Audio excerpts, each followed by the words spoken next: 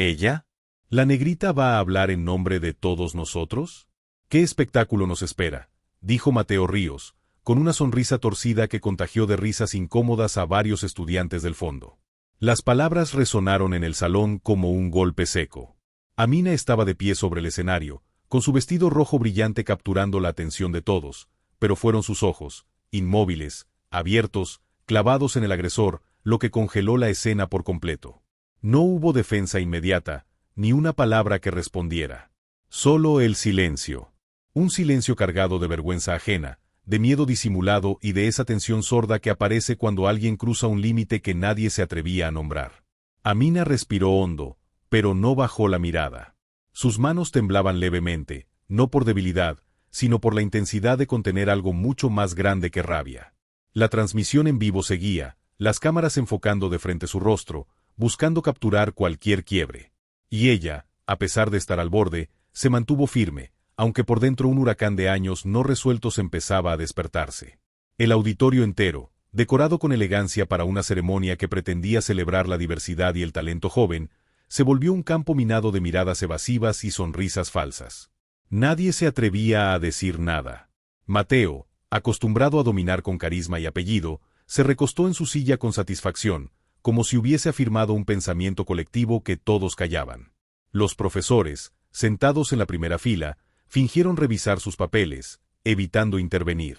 Algunos estudiantes desviaban la vista al suelo, otros observaban a Amina esperando que hiciera algo, cualquier cosa, que los liberara de la incomodidad creciente.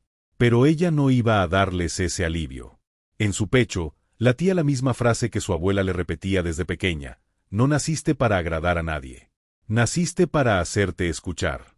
Amina apretó con más fuerza el micrófono, como si lo anclara a la tierra. No había ensayo que la preparara para ese momento, pero tampoco había herida que no llevara ya marcada en la piel. Lo que estaba por decir no venía de la mente. Venía de lo más profundo de su historia. En medio de esa tensión que cortaba el aire, Amina alzó apenas el mentón, y su voz, aunque suave, rompió el ambiente como una cuchilla. No respondió a la provocación. No dijo su nombre. Habló a todos y a nadie al mismo tiempo. Porque lo que venía no era una respuesta, sino una declaración. Una presencia. Y en ese instante, aunque el salón aún no lo supiera, todo estaba por cambiar. No por venganza, ni por rabia, sino por verdad. Por dignidad. Por todas las veces que el silencio fue lo único permitido. Y porque esta vez, ella no iba a callar. Amina sabía que había una línea muy delgada entre el miedo y la memoria. Mientras su voz seguía resonando en el micrófono, su mente se movía como un péndulo hacia atrás, arrastrándola a otro escenario, muy distinto, donde aprendió por primera vez a guardar silencio. Era una niña de 9 años, sentada en la esquina de un aula deteriorada de Barranquilla, donde la maestra leía en voz alta los nombres de los estudiantes con una frialdad metálica. Cuando llegó al suyo, hizo una pausa, como si su nombre pesara más. Amina Solano. Luego murmuró: «¿Qué nombre tan peculiar para una niña tan oscura?». Risas. Miradas. Ese fue el primer día que Amina entendió que no bastaba con ser buena. Tenía que ser impecable. No solo hablar bien, sino pronunciar como ellos. No solo leer, sino brillar. Desde entonces, cada libro que tocó no fue solo una búsqueda de conocimiento, sino una armadura. Cada palabra que memorizaba era una defensa contra el desprecio no declarado que la rodeaba. Pero la armadura, aunque fuerte, tenía grietas. Grietas hechas de recuerdos, de frases pequeñas que se quedaban pegadas en la piel como cicatrices invisibles. Sus pasos hacia aquel concurso no comenzaron con una convocatoria. Comenzaron mucho antes, en las noches donde su abuela la encontraba practicando frente a un espejo, recitando poemas de resistencia mientras sostenía una vela porque la luz se había ido otra vez. Su abuela, Leticia, era una mujer de pocas palabras y manos firmes, que había criado a Amina desde que la madre de la joven murió de forma repentina. Leticia nunca había ido a una universidad, pero le enseñó a su nieta a hablar con los ojos firmes, a no bajar la cabeza ante nadie. «Eres nieta de mujeres que caminaron con los pies rotos pero la frente erguida», le decía cada vez que Amina dudaba de sí misma. Y aunque la joven había aprendido a disimular el temblor en las manos, no podía evitar que ciertas heridas se activaran cuando menos lo esperaba. Aquella burla de Mateo no era una sorpresa. Era apenas una repetición más, un eco de todas las veces en que se le recordó que su lugar era en la sombra. Lo que dolía no era la ofensa en sí, sino la costumbre. La normalización de que nadie se sorprendiera cuando alguien como ella era ridiculizada. Pero ese día, frente a todos, ella se había cansado del eco. Y por eso hablaba. No había improvisación en sus palabras, aunque no siguiera el guión. Cada frase salía desde un lugar mucho más hondo que la academia. Ella no buscaba ganar el concurso. Buscaba romper el patrón. Alzó el rostro, sintiendo el calor de las luces, pero también el peso de muchas miradas que por primera vez no parecían burlonas, sino expectantes. Amina no hablaba de inclusión. Hablaba de reparación. No usaba estadísticas, usaba vivencias. Y eso fue lo que descolocó al jurado, lo que incomodó a los que esperaban un discurso templado y vacío. No lo iban a tener. No esa noche. Porque Amina no era una invitada en ese escenario.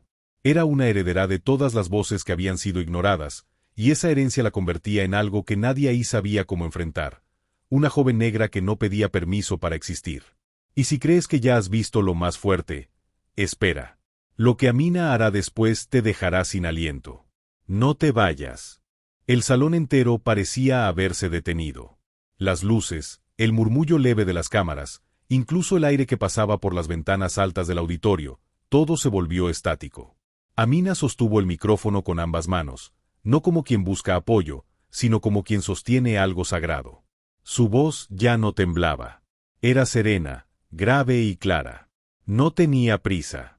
Sabía que cada palabra debía caer como piedra en el agua, lenta, precisa, generando ondas. Hoy no vengo a pedir permiso. Vengo a hablar por los que nunca fueron invitados. Por los que escucharon 1000 veces que no pertenecían. Por mi madre, que fue enterrada sin haber terminado la secundaria. Por mi abuela, que trabajó cosiendo para niñas que sí eran llamadas señoritas. Por mí. Y por cada niña que hoy me ve, pensando que tal vez no tiene lugar. Lo tiene. Aunque se lo nieguen. Aunque se lo burlen. Aunque les incomode. No vine a agradar. Vine a existir.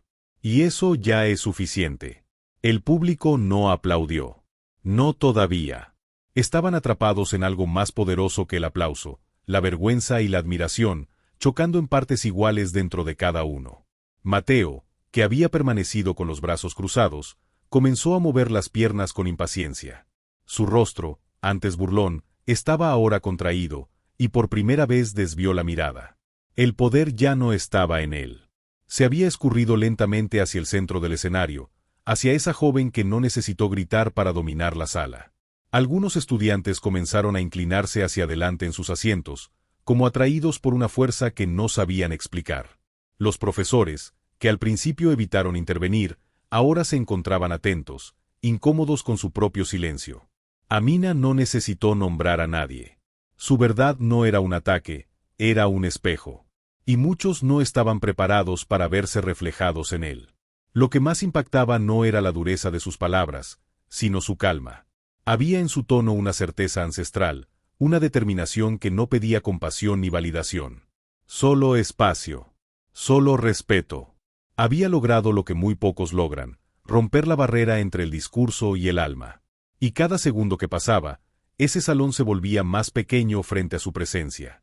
Cuando terminó de hablar, no hubo música, ni maestro de ceremonias que tomara el micrófono.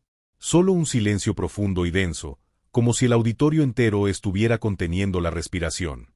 Luego, una palma golpeó. Una. Después otra. Y luego todas. Aplausos que no eran solo de admiración, sino de impacto. Amina no sonrió. Bajó la mirada por un segundo, respiró hondo y caminó fuera del escenario con la misma dignidad con la que había entrado. Algunos la siguieron con la mirada. Otros se quedaron con los ojos húmedos, sin saber cómo explicar lo que acababan de sentir. Porque no era solo una presentación. Era una revolución silenciosa. Un antes y un después. Las horas posteriores al evento transcurrieron como en una neblina densa. Nadie hablaba mucho en los pasillos, como si lo ocurrido hubiese reconfigurado el lenguaje mismo. Amina se quedó hasta el final de la ceremonia, no por obligación, sino por convicción. No quería marcharse como si hubiera escapado. Caminó entre los grupos que se formaban en susurros, sintiendo las miradas clavadas en su espalda, pero esta vez no eran de juicio, sino de algo más parecido a la curiosidad genuina. Algunos intentaron acercarse, ofrecer palabras amables, pero ella respondió con cortesía y siguió su camino. No buscaba aprobación. No la necesitaba. Cuando salió del auditorio, la brisa fría de la noche le acarició el rostro como una caricia de su madre ausente. Se detuvo unos segundos, mirando las luces lejanas de la ciudad, y por primera vez en mucho tiempo, sintió que su voz no solo había sido escuchada. Había sembrado algo. Tal vez incomodidad, tal vez conciencia, pero algo. Y eso bastaba.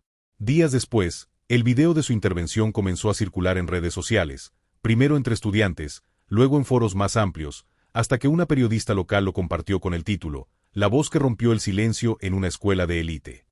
La entrevista no tardó en llegar. Le preguntaron si quería aprovechar la exposición para lanzar una campaña, un movimiento, una causa. Pero Amina solo respondió, yo solo conté lo que siempre viví. No quiero que me admiren. Quiero que escuchen a las que vienen detrás. Mientras el mundo la convertía en símbolo, ella seguía siendo la misma joven que leía en voz alta frente al espejo de su casa, con una vela como única lámpara. La diferencia era que ahora, esa vela no ardía sola. Su abuela, sentada frente a la televisión en su pequeña sala, vio todo sin decir palabra.